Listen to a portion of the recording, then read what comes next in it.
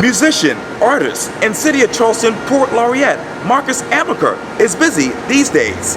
In this edition of Quintin's Close-Ups, I catch up with him one-on-one. Well, Marcus, it is so good to see you again. All right, man. Thank you for having me again. Anytime. It's what, the third time, I think, maybe? For Quintin's Close-Ups. Yeah. I appreciate this. Yeah, right on. And this time we have so much good news to talk about.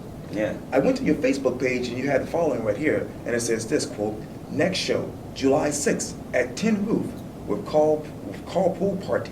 Yeah. What goes through your mind when you think of that event? Yeah, so that's actually a music event. I've been making music since I was 10 years old. So I've been doing a lot of music with drum machines and synthesizers and things. So it's cool. The Tin Roof, they asked me to come and perform and open up for electronic musician from Greenville. So yeah, it'll be fun. You talk about the time that you started doing music at 10 years old. Mm-hmm. What is the biggest difference between 10 years old and right now in your mind? Well, I think technology, I think, is just the thing. When I was 10, I was recording music on a little tape deck and recording myself through the boombox and dubbing and things like that. And now you have apps that can do that, you know? Right. So, things have changed, but you still need to know how to write a good song or compose, music. But it's easier to do that stuff now. So. What has been the best song that you've written so far? Probably the first song I wrote, which is called Big Butt. I wrote that when I was 10 years old. So it is an epic track. Yeah, it's an epic track. Number one, yeah. Yes, indeed. Yeah, right on. Well, let me turn more to recording, because obviously you were on the South Carolina Public Radio on June 2nd. Mm-hmm. And it was a topic about the InBetween, which explores repertoire between classical and jazz. So what is that repertoire between classical and jazz when you think of it? Yeah, that was a really hip event. It was for Piccolo Spoleto. So it was a local jazz trio who actually redid some of my poetry with music. Right. So it was really cool. There was a soprano singer, Jill Lewis, and she sung my lyrics, and it was a really hip event. So yeah. You talk about hip, but where were you emotionally? Just felt honored that somebody would feel inspired enough from my lyrics and from my poetry to write music from it. That was a very cool event, and it made me sort of see the poetry in a different way as well. So yeah. Well, I'll tell you, let me take you to obviously October, because the Free Verse is Charleston's first poetry festival, and obviously that will feature lecture events, workshops for elementary and high school students, and poetry is public art. When you think of that, what sticks out to you? Well, I think that it's important for me that people see the value in poetry. So this, poetry festival will sort of let people see how amazing our scene is, but also for kids to be able to write and do workshops and stuff. I think that it will help them to realize that it's important for them to share their words and share their feelings. I've been doing a bunch of workshops with young kids where we write poetry together.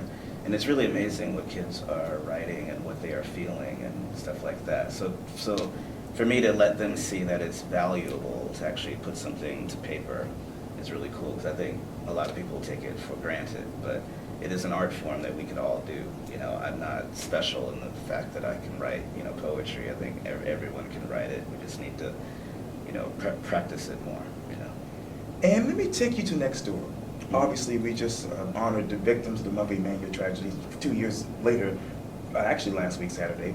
I know that you actually performed along with Charlton Singleton at the Charleston Forum, which really discussed the race. When you go back to Friday, what still plays in your mind about that event, and really the 2-year anniversary of the Mother Emanuel tragedy? Man, so that event was a very heavy event. I felt very honored to be a part of it.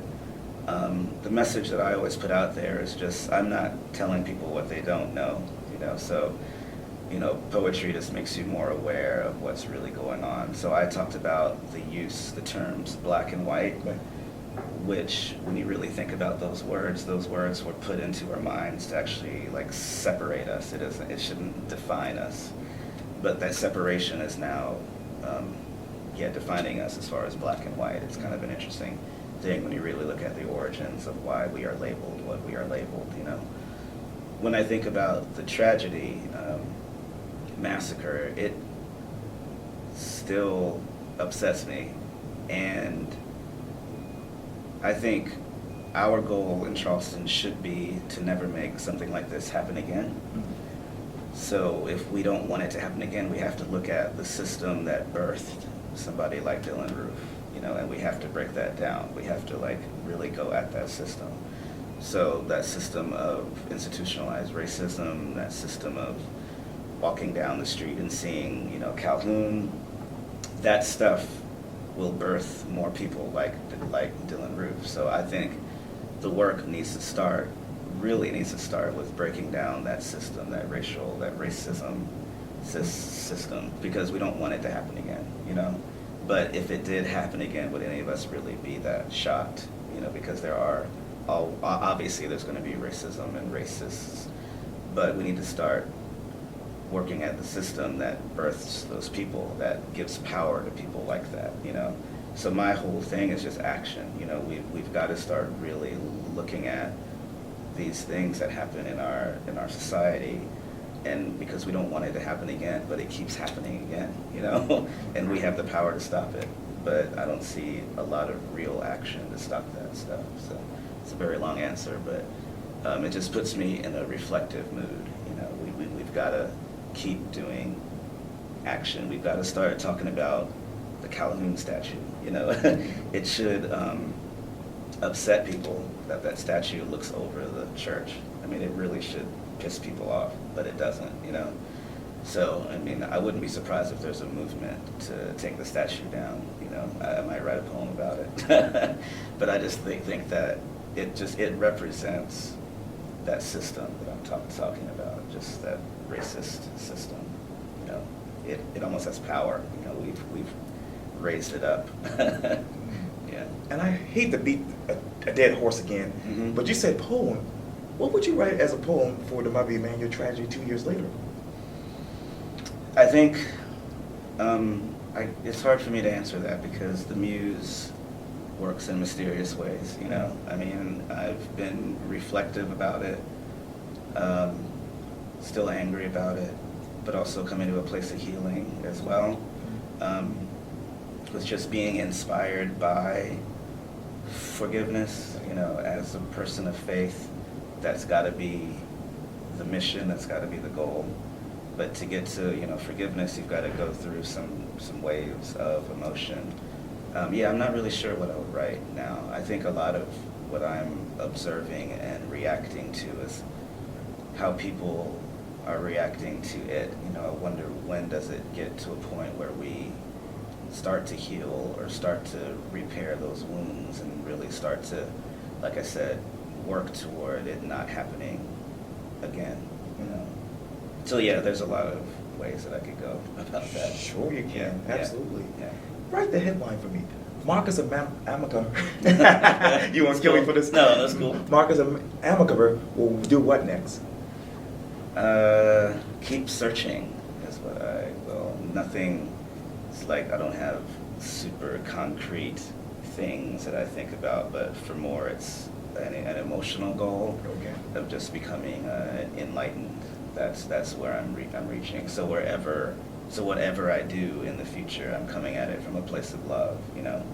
So that's my goal, is I don't really think about it in sort of concrete terms. It's just emotional terms. I've got to come with everything that I do with love, you know? So I'm going to be reaching a point of enlightenment. I'm working toward that. Oh, that's awesome. Yeah. That's really awesome. Yeah. Well, Marcus Amaker, thank you so much for your time. I really appreciate this. All right, man. Yeah, thank you. Anytime. All right. Yes, sir.